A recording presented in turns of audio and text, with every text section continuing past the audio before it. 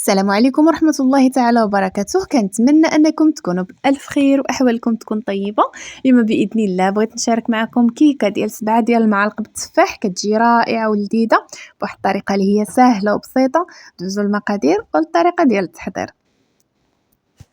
عندي في المقادير البيض، الحليب، الزيت، عندي السكر، الدقيق، خماره ونص ديال الحلوى، ساشيه ديال الفاني، شويه ديال الملحه، جوج ديال التفاحات اللي قطعتهم شرائح طويله. هنا خديت مول درت فيه ورق ديال الزبده ودهنت عليه شويه ديال الزبده، وكناخذ داك التفاح كنستفو. ندوزو للطريقه ديال تحضير الكيكه.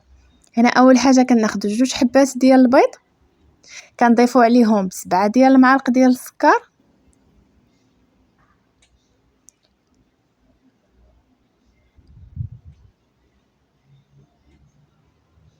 شويه ديال الملحه، ساشيه ديال الفاني. كنخدمو مزيان داك البيض مع السكر والفاني. من بعد كنبداو نضيفو 7 ديال المعالق ديال الزيت. ممكن انكم ديروا المقادير كلها مره واحده، كما ممكن انكم تخدموا بهذه الطريقه، نتوما لكم الاختيار. هنا من بعد ما خدمت الزيت كنضيف 7 ديال المعالق ديال الحليب،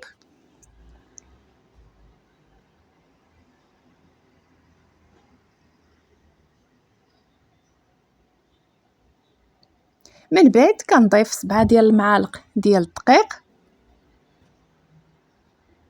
كما شفتوا المعلقه كتكون عامره شويه، 7 ديال المعالق.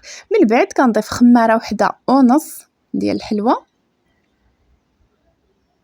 وكنحرك داك العناصر كلها مزيان.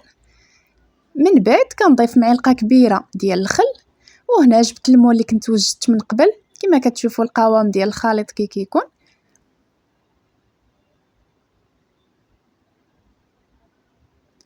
من بعد كندخل المول الفران اللي يكون بارد على 180 درجه. كنخليو الكيكه حتى كطيب وهذا التفاح كيتحمر كما شفتوا. هنا قلبت الكيكه في واحد الطبسيل، كتجي صراحه رائعه، كتجي لذيذه.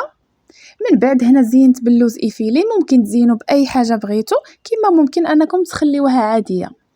وهنا من بعد ما بردت الكيكه درتها في طبق ديال التقديم، وكيكون هذا هو الشكل ديالها. صراحه كتجي رائعه وكتجي لذيذه. انا هنا حليتها معكم باش تشوفوها من الداخل.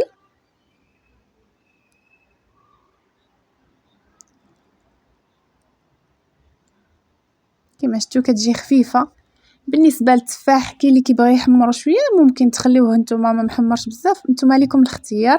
كان هذا هو اقتراحي لكم اليوم، كنتمنى انه يعجبكم، كنتمنى انكم تجربوه. شكرا لكم بزاف، ونتلاقاو فيديو جديد ان شاء الله الرحمن الرحيم.